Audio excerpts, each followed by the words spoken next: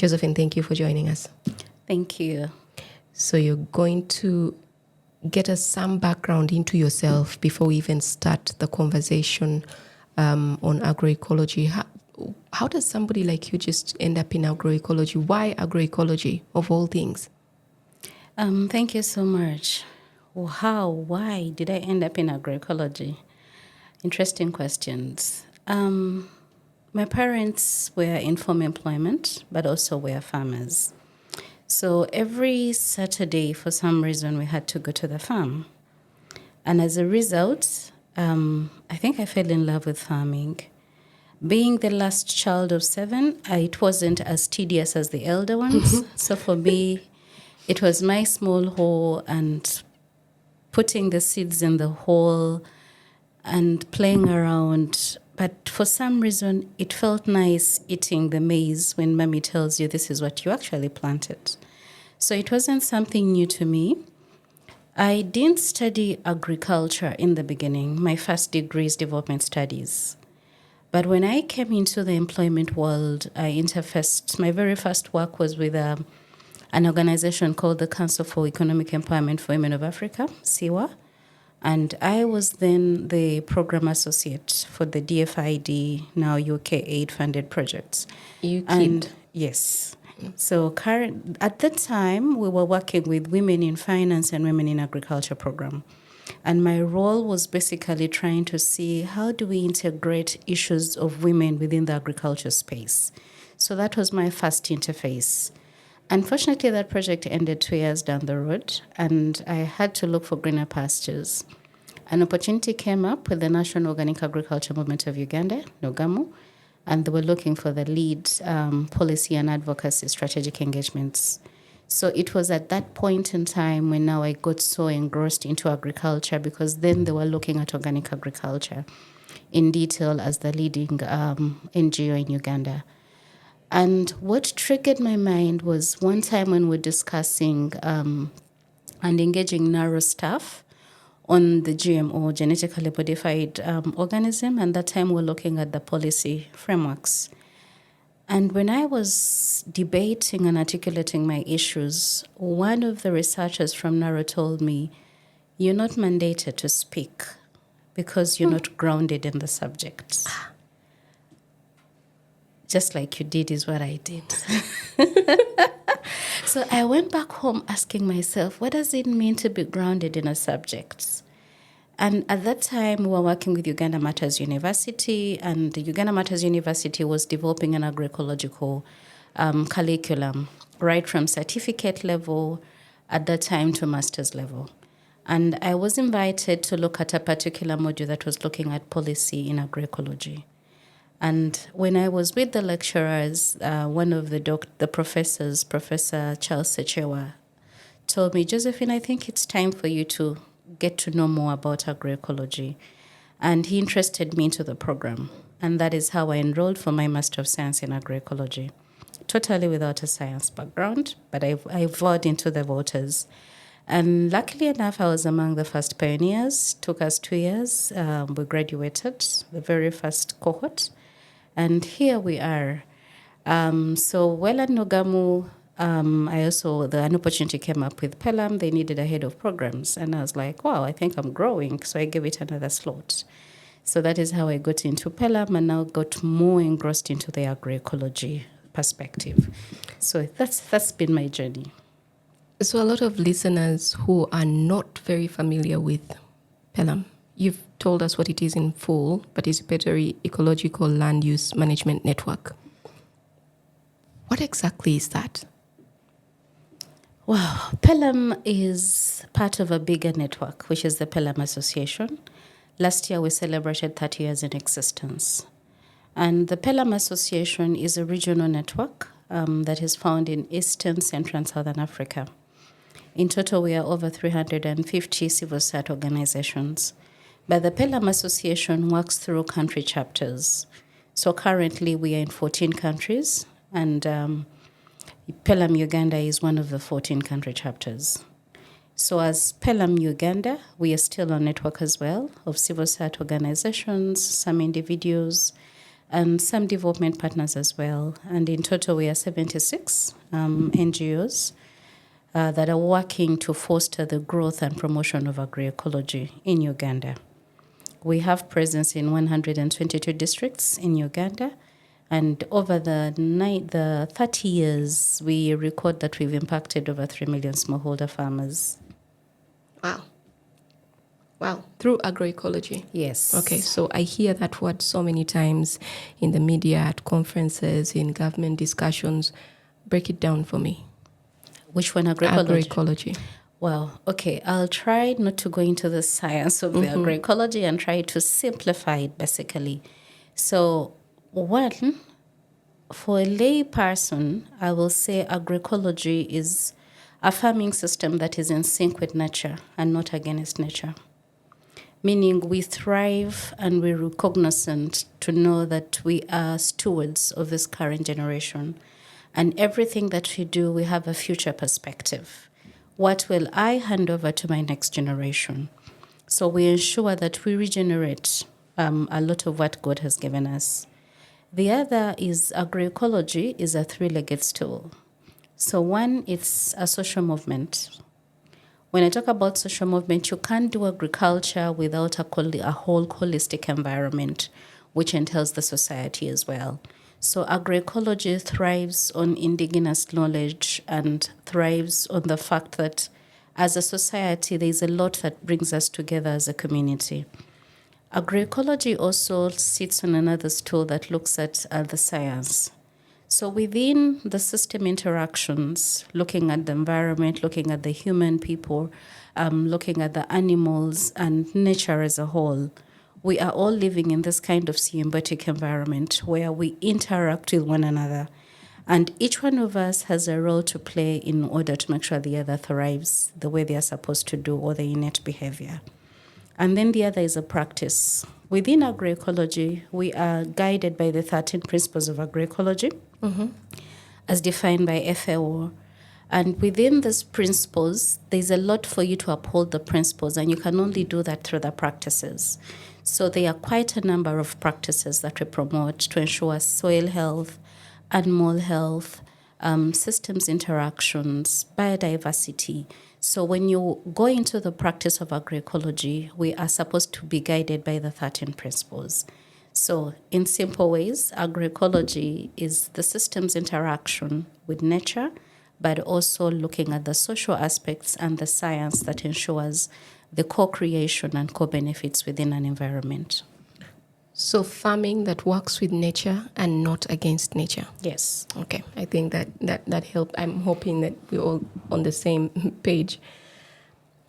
Where does PELUM operate in Uganda? Like I said earlier, we're in 122 districts. So as currently our head office is situated in Kampala, in Tenda, and we work through the member organizations. So the members, where the members are situated is where PELUM is. Okay. So we are nationally spread. So you're across the country? Yes, we are. Okay. One of the areas that you're known for is your work on building climate resilience among farming communities. What does that involve on the ground? Before I get to the ground, in terms of climate resilience, we can't bury our heads in the soil and say climate is not impacting us. Climate change is here, and unless we change what we're doing, we may not be able to thrive in this environment. So initially, we focused a lot in terms of how do we sensitize the communities on ensuring that we're in sync with nature. And within that, you could clearly see that still there were missing links to something.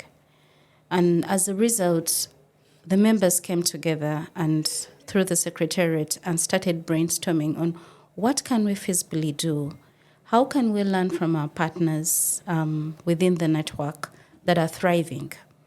And then you'll have people from Karamoja who are saying, this is almost us. Drought is always here. How can we thrive as well? And through these discussions, the members decided to develop a model, something that can be easily understood and replicable within the farming communities, but also allows the vast communities to pick like a cocktail of different practices suitable to their own agroecological zones. So we developed what we call the climate resilient agroecosystems model.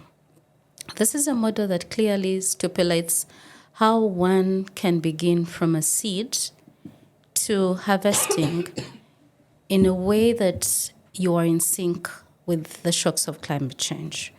So when we looked at that, we started with the soil. What you feed the soil with is what you'll get.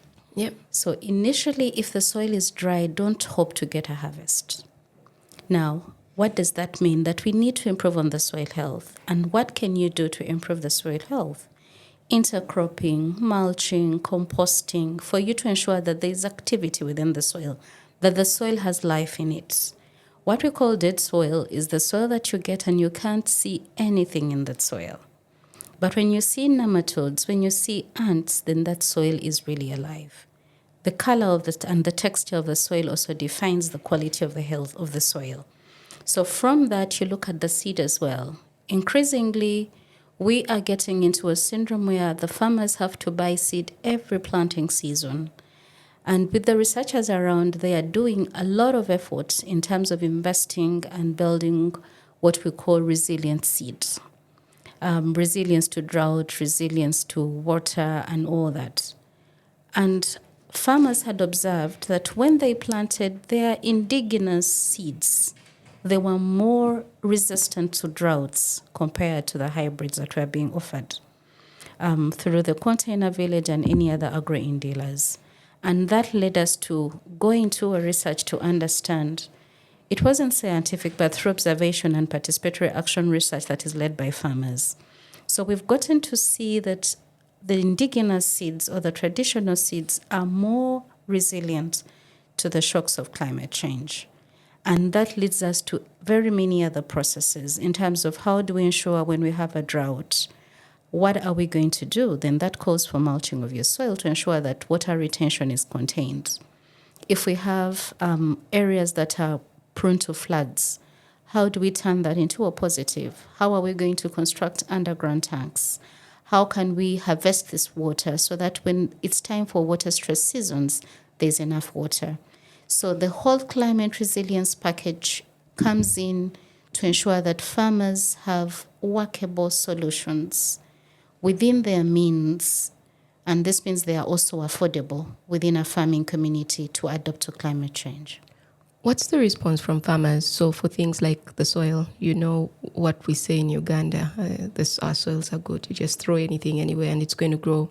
And it takes people a while to understand that the constant disturbance and the poor utilization of the soils is actually causing damage. And so we're not getting what we should be getting from these same soils.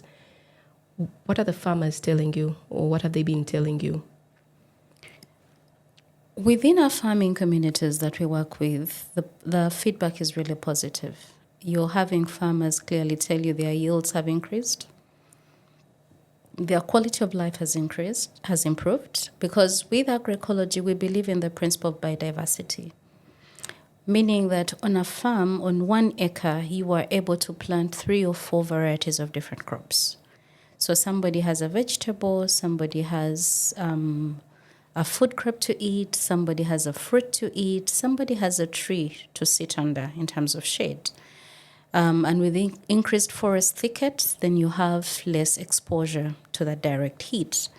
So the response that we're getting is very positive in terms of how farmers are able to thrive, how adoption of agroecological practices have improved their livelihoods, improved their incomes, but also improved their connectivity within a farming community. Before, we're calling them smallholder farmers. That means an individual farmer, you and I.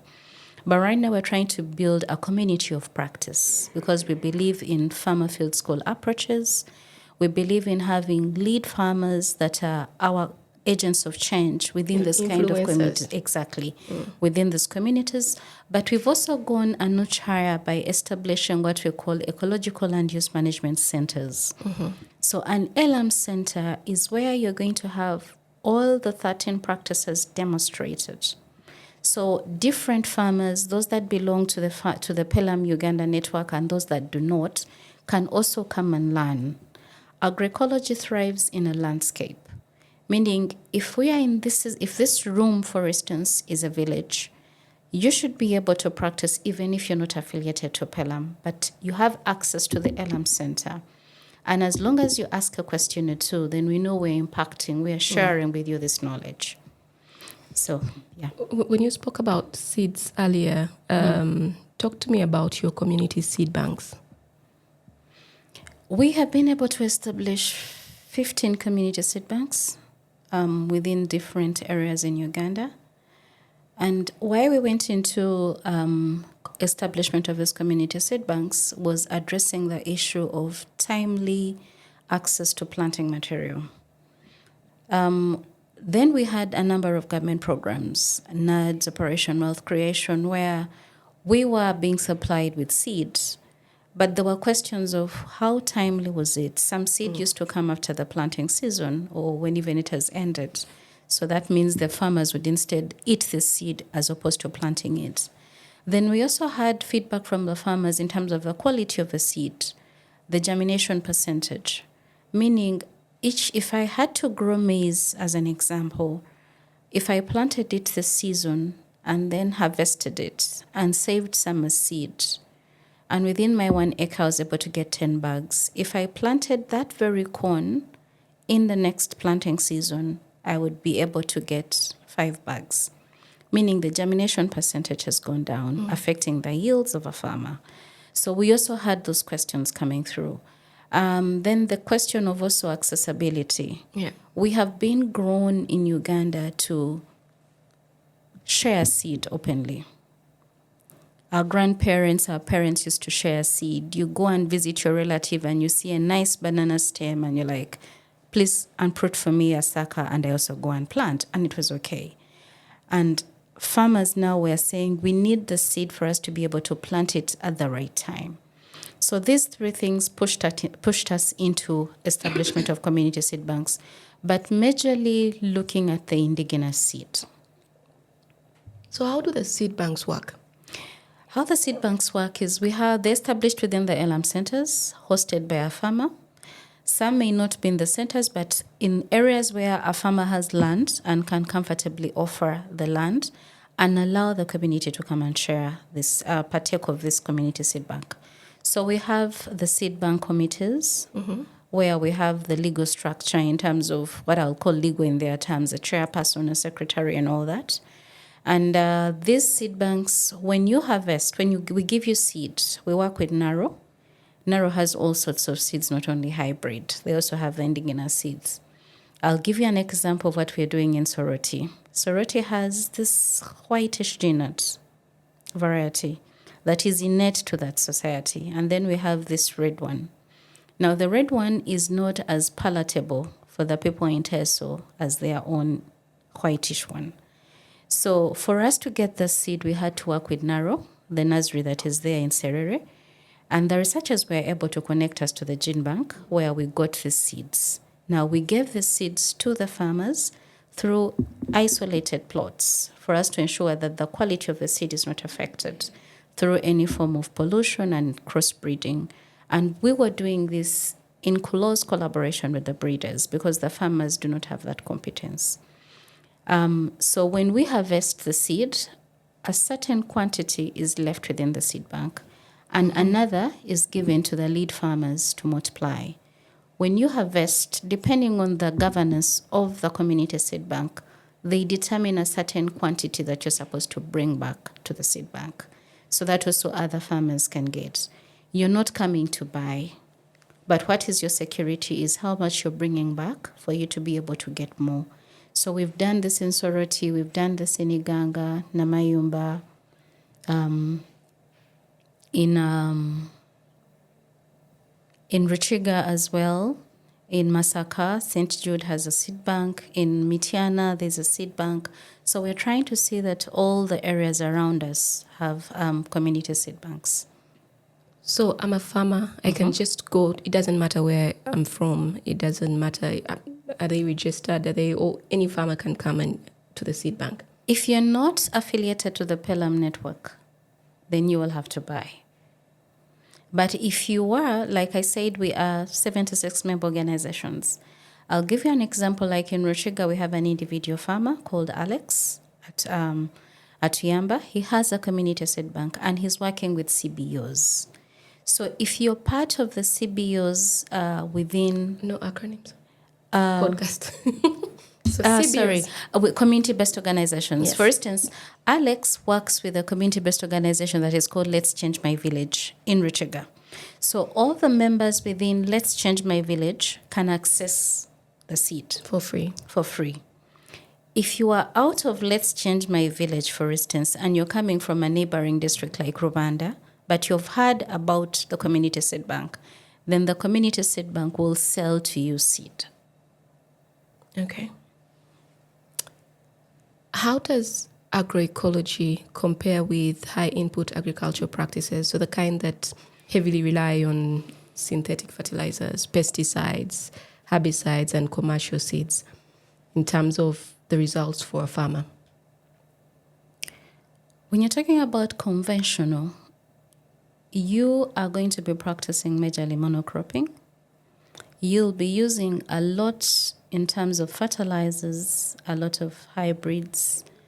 To some extent, the farmers that we have that are highly commercial, that are doing conventional agriculture, also commercial, meaning they rely a lot on heavy machinery. Agroecology is looking at how do you maximize what is within your reach, within affordable means. For instance, how do I use cow dung to improve the quality of my soil? If I have a cow, then I do not need to buy the cow dung. I'll automatically be using the cow dung. All I'll need is labor. So back to your question, how do we relate the two? Agroecology thrives on using what is readily available, meaning it's affordable, it's accessible, it's also healthy.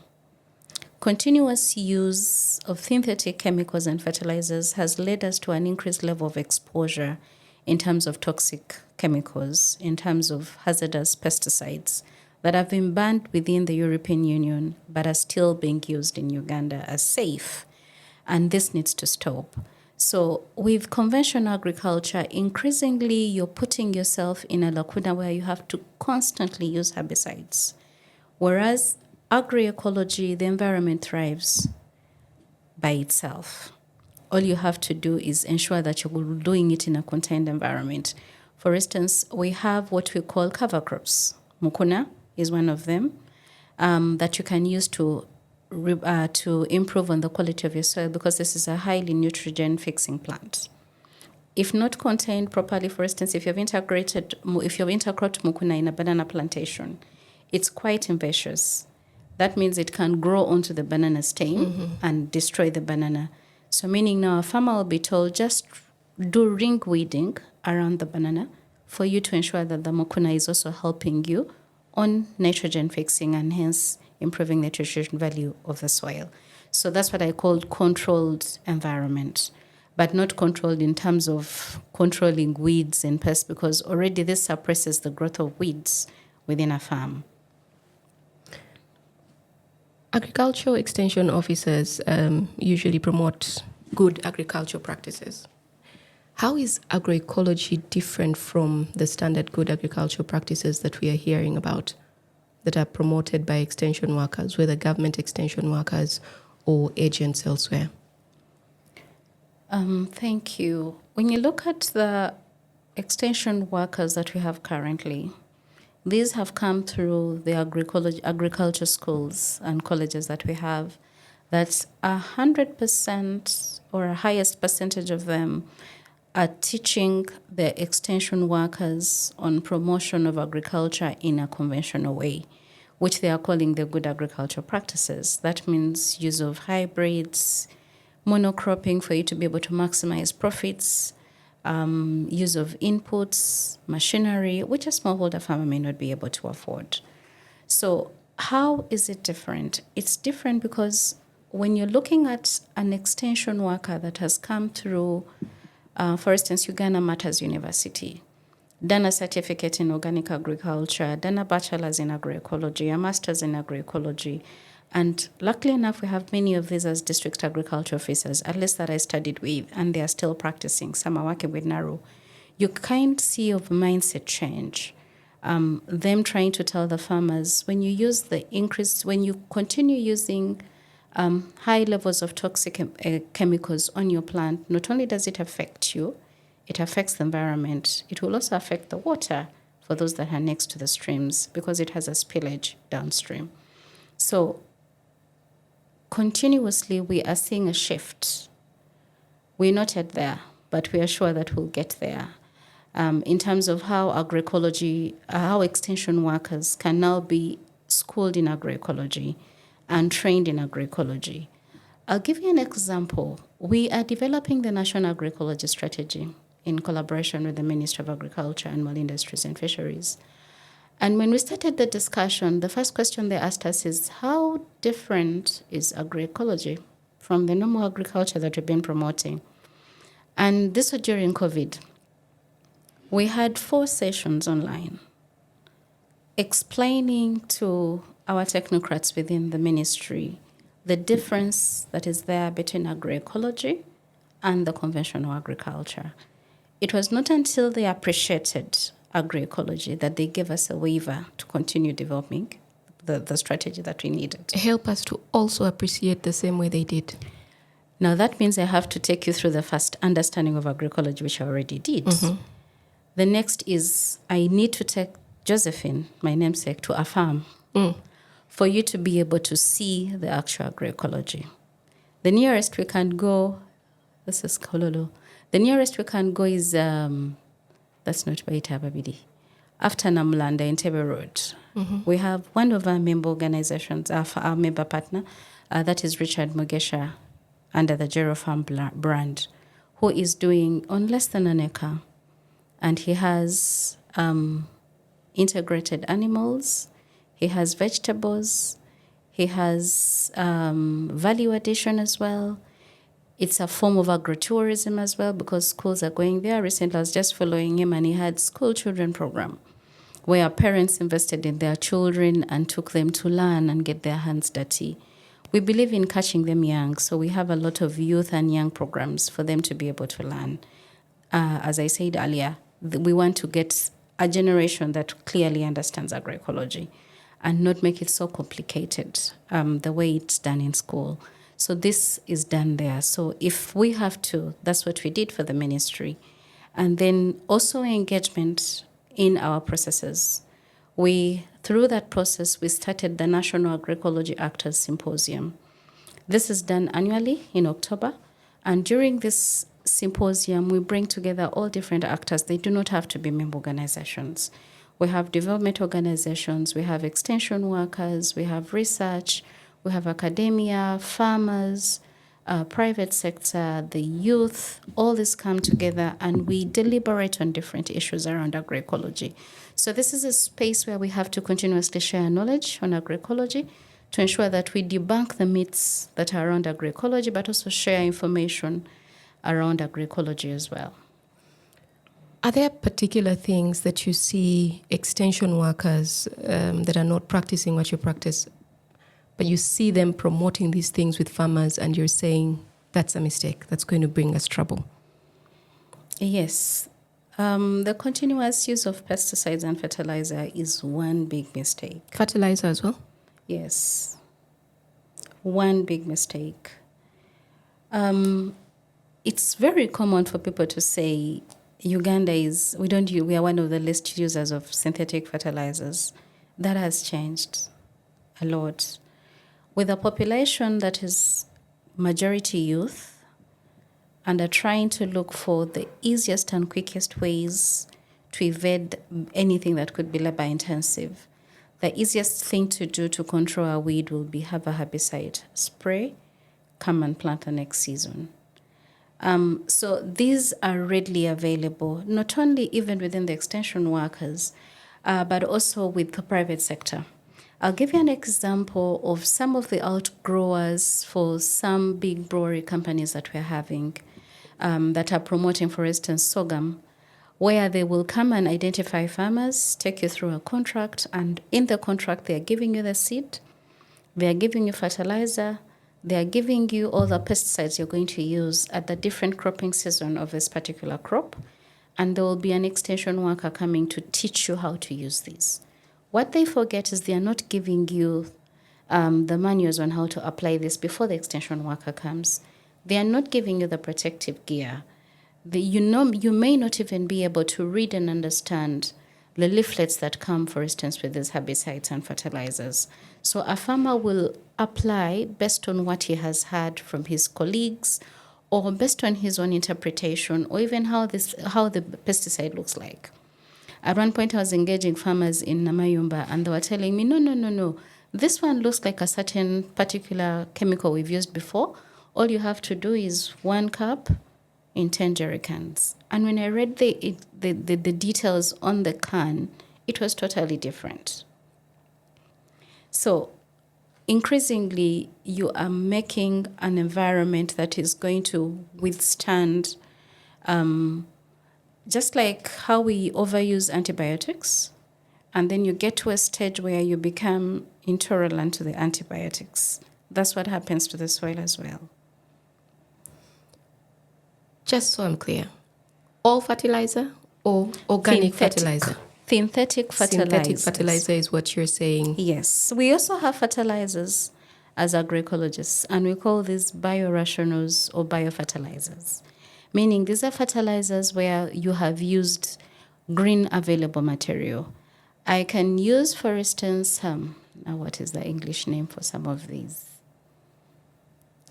I'm trying to look for the English names, but there's Tephorosia. Okay. What you can get, for instance, blackjack. Put some ash in it, mix it with rabbit urine and black pepper or garlic. This concoction you mix with water, allow it to ferment, depending on what you want to use it for. You can use it as a pesticide, you can use it as a fertilizer. So if you're going to use it as a pesticide, you might have to wait on it for some period so that it ferments and you're able to apply. So this has no effect because these are natural remedies. These are things that are within the environment. But what you're going to apply, for instance, mancozeb on sweet potatoes, I don't even know the active ingredients within here. I'm being told there's glyphosate, and when we look at glyphosate, you link it to cancer.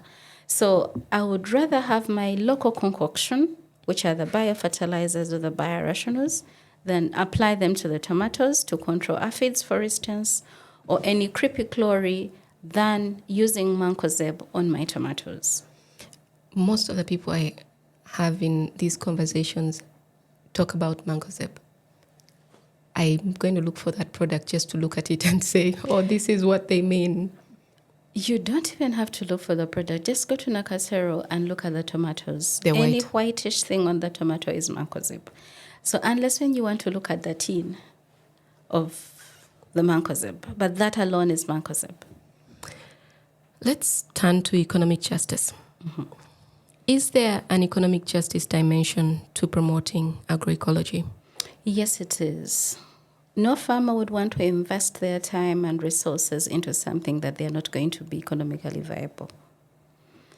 Within agroecology, and that's what actually led us into the development of a whole strategic area or domain of change that we call the agroecology market and business development. And this is intended in terms of adding value to the products. So we are adding value to maize, coffee, honey, in terms of packaging it and branding it, but also trying to look at honey as an entire value chain where you have propolis, you have beeswax. We're looking at processing of tomatoes into tomato paste. We have farmers that are doing pineapples, drying the pineapples as fruits, but also making pineapple jam. And if there are also those that are doing pineapple wine. So adding value to this kind of products, and you have a complete value chain of a particular product, makes a farmer smile because then they have the economic sense into it. If you look at the details within the agroecological sector, you have the organic also as part of agroecology. And currently, Uganda is thriving a lot in terms of the organic sector, contributing directly to the GDP. The last I had, I think it was around 54 million US dollars in terms of the contribution to the GDP. And within this, we have also farmers. For you to be called organic, you have to be certified. And we're bringing the term agroecology for those that are not certified as well, but able to trade within the local market. We've partnered with member organizations and partners like Nogamu, Caritas Kampala, and for those that live along Kabalagala, Kansanga, behind the American Embassy, there's a place called Canlet. There's an organic market, or agroecological market, every Saturday. And farmers Is that Caritas? Yes. At Caritas, right? Yes. I think I've seen it. Exactly. So we have those, but we've also been able to establish small markets or kiosks in Namayumba, in Mubende, in Iganga, in Lira, and in Ruchiga as well. Is there a lot of market for these products made in Uganda? So, for example, when you're talking about propolis, I mean, even the tomato paste made in Uganda, what I see in supermarkets is made in Kenya or made elsewhere. Dubai. Where is all of our stuff going? The biggest challenge that we have is the standards. For them to be able to have their products on the supermarket chains, they have to be certified UNBS. They have to be packaged in a particular way that will appease the buyer. We are not yet there. So we need lots of resources. And in some of our interventions, we are looking at how do we increase agroecological financing for us to be able to have such products there. So currently you'll see them, but in our small plastic containers, not in the canned containers like you're seeing those that are coming from Kenya and other places of the world. So currently the farmers do not have that competence or support to be able to have a product that is beautifully labeled, certified, put on the market. So even the supermarket owners have clear standards. When you take samples, they tell you it's good, but it won't survive the day because it's not packaged in a particular way. It's not branded, it's not labeled, and all those kind of things. So what we do is market a lot of fresh, market a lot of the dried fruits. Those at least the suppliers are able to package them in 1 kg. Then the honey, the wine, those at least are available. Let's talk about seed. So help us understand the role of international seed conglomerates that we are seeing coming more now into Uganda's seed market. One thing that, Josephine, we have to be aware is we are living in an environment where at times the market trade determines a lot of the things that we do. So currently, if you look at those that are promoting the GMOs, the genetically modified organisms, it's a trade war.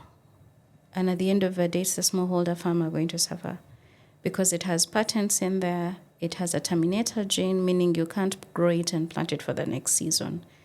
What will result to the farmers is a continuous slavery into buying this seed every planting season and giving patents to other people. So what we must underscore is this: if Ugandans at large are not keen, then we are going into a corporate capture of our seed.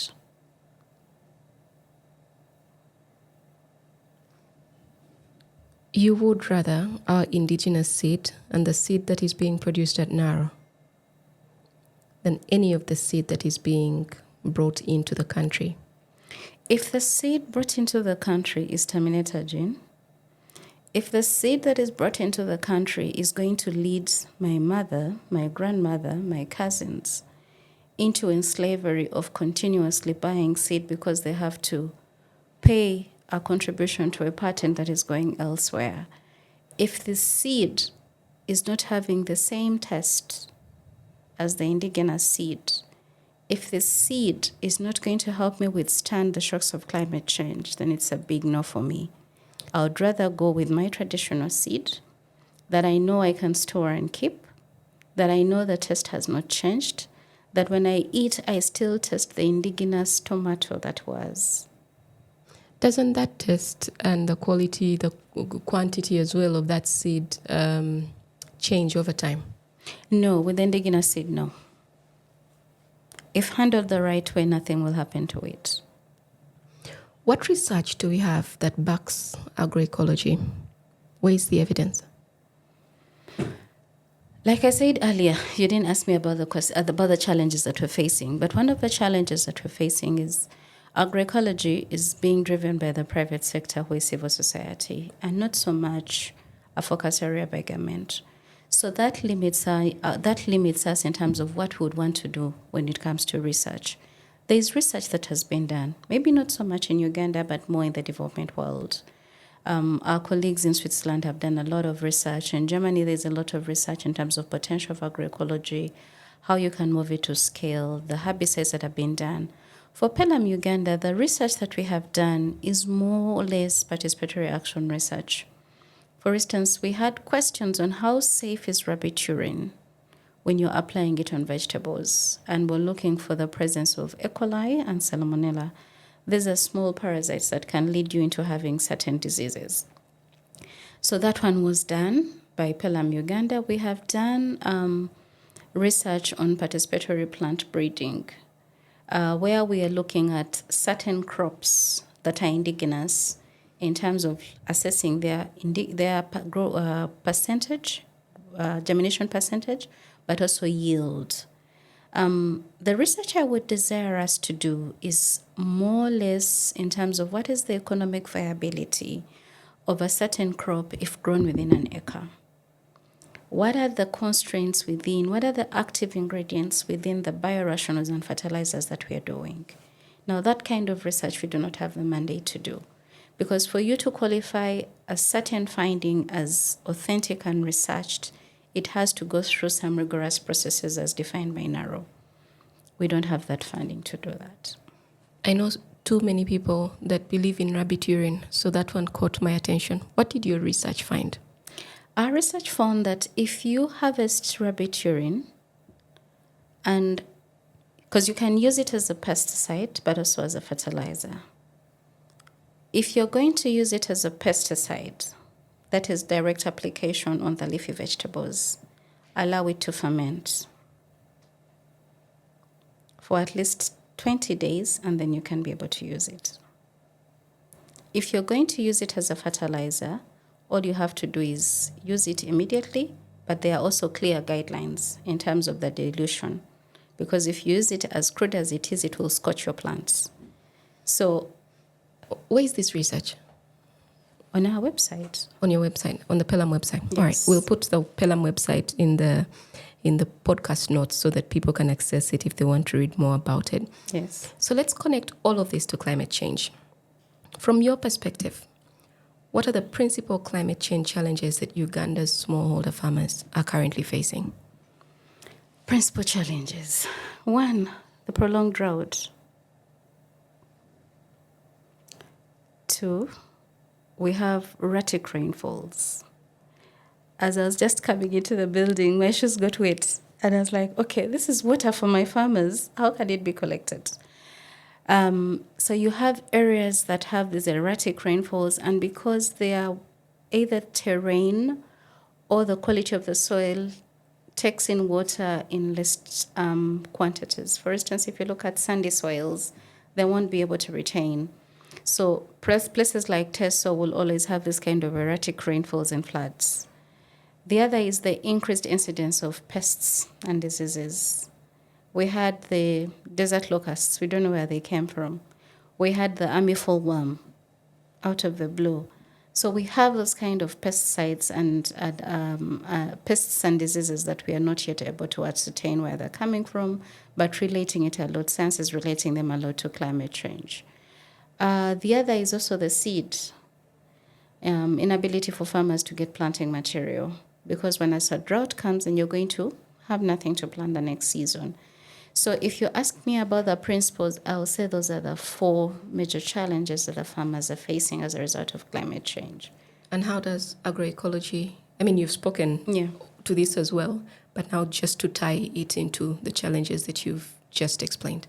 For instance, if you're looking at the drought, what we promote in terms of cropping practices, we promote agroforestry, which is integration of trees into farmlands. We promote mulching. We promote mulching. At least you know that your soil will not be affected by direct heat in case of increased temperatures. And it will also help with the water retention. With the water retention as well. If you're looking at promotion of biodiversity within a particular field, for instance, for issues of pests and diseases, agroecology thrives a lot on intercropping. And within intercropping, we have repellent crops, but we also have the push and pull principle. Push and pull, for instance, if you are planting maize, we know that maize will easily be affected by, for instance, armyworms. What do you do to distract the armyworm from eating the maize and plant something similar to maize so that you focus their attention onto that crop? So that is what we call the push and pull. But you can also have repellents. If you have an opportunity to access an organic farmer that is doing vegetables, if you have cabbage as well, let's tell you, plant onions. Some of the small insects do not like the smell of onions, so they repel these insects from attacking the cabbages. So within an entire crop, we advise you to have quite a variety, which in turn contributes to biodiversity. So if, for instance, the worms attack another crop, the farmer has something else that they can benefit from. If you look at composting greatly improves on the soil health as well, but also on water retention. So this also addresses issues of drought in terms of the poor quality of the soil. We promote water for irrigation through construction of underground tanks, water harvesting, use of tidal pumps and small irrigation equipment that are affordable to the smallholder farmer, so that in a time of drought, the farmer is able to have constant water supply within their homestead to ensure that their plants are not withered. So these and many other are the use of indigenous knowledge. Yes, as well is very common in terms of controlling pests, especially where you'll go to a farmer and they'll tell you, no, for this is how you can control it, based on the indigenous knowledge. But also what we have seen work very evidently in relation to climate change is the early warning signs that the farmers use in terms of preparing themselves for certain weather conditions. If you go into a farmer, they'll tell you, if you see a group of safari ants walking down the hill, this means the rains are coming. There is what we call, they're not of copper. I'm forgetting the English name. But there is a certain... Use the name you know. I'm even forgetting it. It's a Ugandan name. But it's a genat. It's a genat variety, an indigenous genat variety. And all you have to do is place it at the corner of your house somewhere on the floor. Once it gets out of its pod, then it's time to plant. So those kind of indigenous knowledge and early warning signs help the farmers prepare themselves better in terms of climate change. Are you finding that the practices that you're teaching under agroecology to farmers add on to the things that they already knew? And is it what's helping them to be more receptive to agroecology? Yes, but one thing I should need to underscore is, whereas the farmers already knew some of the things, majority of which was undocumented, majority of it wasn't consolidated in one space. So being affiliated to a network like PELUM, where you have farmers, you will create platforms for them to share on this different indigenous knowledge, helps Josephine from Teso share with Josephine Karunji from the West that this is how it's done. Are you sure I'm from the West? I'm imagining. Okay, from the Central, because you used the name, both of you. So it helps you know that if this can work in this particular ecoregion, agroecological zone, then it could also work in this particular region. So PELUM is coming in to consolidate that information, but also share, enable farmers, create spaces and platforms where they can share and learn. We do boot camps, we do caravans where we'll get farmers and put them in one bus and take them across the country to learn from other farmers. And those processes are quite enriching. They come back motivated, they come back empowered, If they I come can back with see it, new, I exactly. believe it. You believe it and you can do it. Yeah. Yes. Are you finding that the work that you're doing, your agroecology work, has had any influence on the agriculture extension services offered by the Ministry of Agriculture? Somewhat, yes. Having been part of the technical working group that developed the National Agricultural Extension Policy and Bill, we were able to integrate some of the agroecological language within. It may not be explicit, but at least we are having words like climate resilience, words like regenerative agriculture, words like sustainable agriculture being integrated within these policies. So if it's mentioned within a policy, stipulated within an act, then you're sure it will be implemented. As we're closing, is there anything you'd like our listeners to know? Parting shot. My parting shot is, one, climate change is here to stay, and it's not about to go anywhere, not unless we embrace farming practices that are sustainable and holistic. Agroecology offers us that platform. It gives us that space. It gives us an opportunity for us to regenerate our land, for us to be able to have a cropping system, one agriculture system that is looking at the entire chain, right from seed to food, in a sustainable way. So it's high time that Uganda started transitioning from conventional agriculture to farming agroecological ways in a way that we are going to be sure that we'll have food 20, 40 years to come to give our grandchildren as well. Thank you, Josephine. Thank you too for having me. Thank you for taking the time to talk us through the work that you're doing at PELUM and for helping to clarify what agroecology really means, not only as an agricultural approach, but as a climate resilience strategy, an economic justice movement, and a pathway for strengthening Uganda's food systems. I really appreciate the opportunity. It's been a pleasure. Thank you for listening to this podcast. My name is Josephine Karunji. Until next time.